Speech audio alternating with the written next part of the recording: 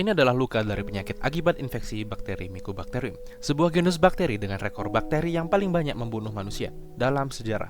Dengan cara menggerogoti anggota tubuh korban, seperti paru-paru dan kulit, alih-alih membunuh dengan cepat dalam hitungan hari atau minggu, bakteri ini malahan membuat luka sedikit demi sedikit dalam jangka waktu berbulan-bulan, bahkan bertahun-tahun, hingga korban mati karena anggota tubuh korban telah rusak parah. Seakan-akan mereka tertawa dalam kesengsaraan lawannya, yang membuat kematian nampak lebih baik daripada terinfeksi bakteri ini. Beberapa tokoh terkenal yang meninggal akibat infeksi Mycobacterium adalah King Baldwin IV, Raja Yerusalem yang memimpin perang salib yang terinfeksi Mycobacterium leprae atau penyebab kusta, dan Jenderal Sudirman, pahlawan nasional kita, yang meninggal akibat infeksi Mycobacterium tuberculosis atau Mycobacterium penyebab penyakit TBC.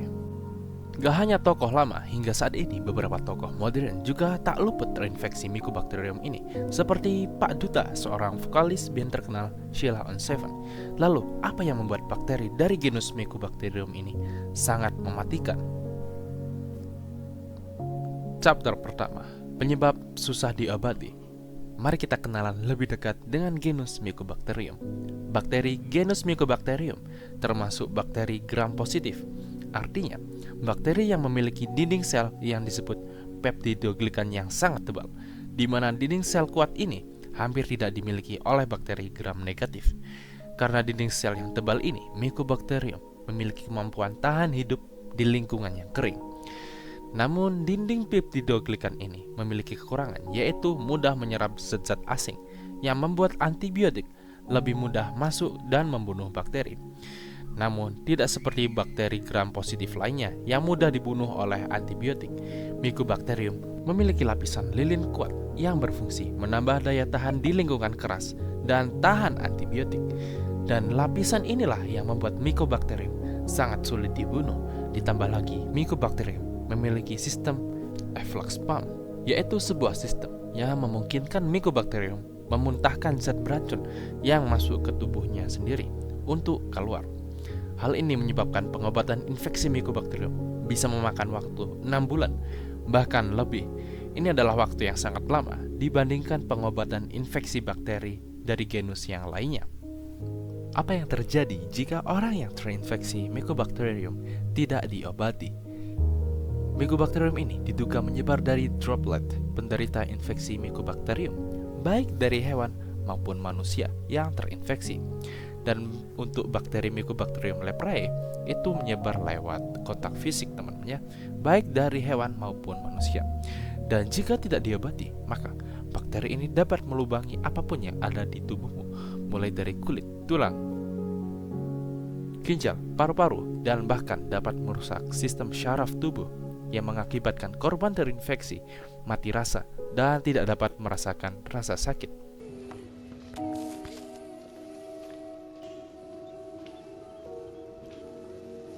Ini bukan hal yang baik ya teman-teman. Kalau rasa sakit hilang, kita nggak akan tahu bagian tubuh mana ya kita yang sedang terluka teman-teman, dan kita tidak akan mengobati luka tersebut dan akhirnya dapat menjadi infeksi lanjutan. Ditambah lagi, Mycobacterium ini tidak seperti bakteri lainnya yang dapat dibunuh dengan mudah oleh sel imun. Namun Mycobacterium ini dianugerahi lapisan unik, yaitu LAM atau lipoarabinomanat, yang berfungsi agar sel imun tubuh tidak mendeteksi Mycobacterium sebagai musuh alami. Selain itu, Mycobacterium ini juga dapat melakukan intraseluler fakultatif, yaitu kemampuan bakteri untuk hidup dan berkembang biak di dalam sel, terutama hidup di dalam sel imun, yang seharusnya sel imun tersebut membunuh bakteri, malah jadi inang. Mirip infeksi virus HIV ya. Ditambah lagi, Mycobacterium dapat mengalami fase tidur yang membuat korban tidak sadar bahwa di dalam dirinya sudah terdapat bakteri Mycobacterium yang siap untuk menyerang dengan brutal di waktu aktif. Dahulu, bakteri ini sulit untuk dikalahkan, namun di zaman modern kita telah menemukan antibiotik, zat yang secara efektif dapat mengalahkan bakteri Mycobacterium. Dan pasca infeksi Mycobacterium juga dapat menyebabkan area infeksi menjadi berlubang-lubang, seperti foto di kulit ini. Dan jika menyerang paru-paru, secara umumnya paru-paru memang maka paru-paru pasien akan berlubang atau disebut pneumotoraks, dan hampir mustahil menyembuhkan paru-paru yang berlubang, dan mungkin ini adalah hal yang permanen. Lalu, bagaimana orang-orang zaman dahulu mengatasi infeksi Mycobacterium? Kita lanjut ke chapter selanjutnya, pengobatan Mycobacterium sebelum pengobatan modern. Dahulu ada yang namanya sanatorium. Apa itu sanatorium? Sanatorium adalah tempat istirahat wajib untuk penderita TBC. Biasanya sanatorium berada di lingkungan pegunungan hutan dengan udara bersih, dan di sana pasien akan istirahat penuh, makan makanan bergizi, dan mendapatkan sinar dan udara yang baik. Mereka hanya mengandalkan kekebalan tubuh aja, teman-teman. Namun, penderita dengan sistem imun lemah tidak bisa selamat. Dan kemudian dengan ditemukannya antibiotik seperti streptomycin pada tahun 1940-an, pengobatan TBC mulai meninggalkan rawat jalan dan sanatorium. Gak hanya sanatorium, teman-teman. Jika pasien dianggap cukup parah, maka mereka akan menjalani pengobatan yang sangat ekstrim. Namun pengobatan ini hanya dilakukan sebagai pengobatan jalan terakhir, yaitu memperkecil paru-paru dengan cara melubangi dan mengisi rongga pleura atau rongga dada dengan udara berlebih, sehingga udara yang terjebak di dalam rongga dada menekan salah satu paru-paru dan membuat paru-paru sebelah mengecil dan beristirahat untuk bernafas agar bisa fokus melawan TBC. Namun cara ini sangat menyakitkan, teman-teman. Namun ini terbukti efektif. Namun semua cara ini ditinggalkan, sama seperti sanatorium yang ditinggalkan akibat ditemukannya antibiotik yang lebih efektif. Dan untuk kasus infeksi Mycobacterium leprae atau penyakit kusta, ya tinggal pasrah aja, teman-teman, dan hampir mustahil untuk disembuhkan, dan mungkin tidak bisa disembuhkan sebelum ditemukannya antibiotik di era modern. Filogenik Mycobacterium termasuk gram positif yang berbentuk basil atau tabung, tidak dapat membentuk spora dan tidak mempunyai alat gerak atau non-motil. Mycobacterium ini terdiri dari banyak spesies, namun yang paling terkenal adalah Mycobacterium TB complex yang menyebabkan TBC dan Mycobacterium leprae complex yang menyebabkan penyakit kusta seperti yang diderita oleh King Baldwin. Mycobacterium TB dan Mycobacterium leprae memiliki struktur tubuh yang mirip karena mereka berdua memang masih berkerabat dan mempunyai nenek moyang yang sama. Beberapa perbedaan antar keduanya adalah lama waktu mereka membelah diri. Mycobacterium TB kompleks akan membelah diri setiap 15 hingga 21 jam sekali. Sedangkan Mycobacterium leprae membutuhkan waktu hingga 2 minggu. Wow, lama banget. Dan hal ini juga mengakibatkan Mycobacterium TB lebih cepat membunuh inang. Biasanya kurang dari 1 tahun aja, teman-teman, daripada Mycobacterium leprae yang membunuh inangnya perlahan-lahan selama bertahun-tahun.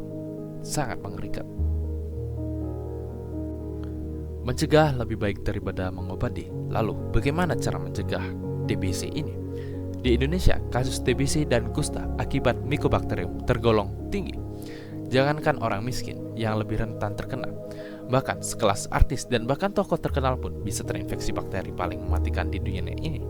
Dan jika sudah terinfeksi Mycobacterium, maka sangat sulit untuk menyembuhkan, meskipun kita sudah berada di era modern ini. Lalu, bagaimana cara mencegahnya? Ya, kita bisa melakukan vaksinasi BCG, Bacillus Calmette-Guerin. Gimana bacanya? Ya gitulah ya. Vaksin yang umum diberikan pada bayi untuk melindungi diri dari bentuk berat Mycobacterium TBC dan bahkan dapat menangkal saudara dekatnya TBC, yaitu Mycobacterium leprae. Kemudian kalau kalian udah ada gejala infeksi Mycobacterium seperti batuk berdarah, tidak bisa merasakan sakit karena mungkin terinfeksi Mycobacterium leprae, kalian harus segera ke dokter agar penyakit kalian tidak menyebar kemana-mana. Dan kemudian kalian harus juga memakai masker agar tidak tersebar kemana-mana waktu kalian sakit. Dan untuk mengunjungi pasien-pasien TBC, kalian juga harus menggunakan masker. Kemudian bijak dalam konsumsi antibiotik. Jika kalian sakit tidak parah, jangan gunakan antibiotik kecuali dokternya yang nyuruh ya. Terus patuh dan ikuti aturan dokter. Kayak antibiotik yang diberikan dokter harus dihabiskan. Kalau gak, bakteri di dalam tubuh kalian bisa kebal. Dan antibiotik gak boleh dibuang ke alam. Karena antibiotik ini selain membantu manusia, obat ini juga dapat membantu bakteri di alam untuk menjadi lebih kuat dan resisten jika tidak ikut aturan dokter. Beberapa strain TBC juga diduga telah kebal terhadap beberapa antibiotik, seperti TBC strain TDR-TB, di mana semua obat-obatan yang tersedia saat ini tidak dapat mampu mengobati bakteri TBC strain ini. Dan ini adalah celah evolusi Mycobacterium untuk menjadi lebih kuat dan lebih mematikan untuk manusia.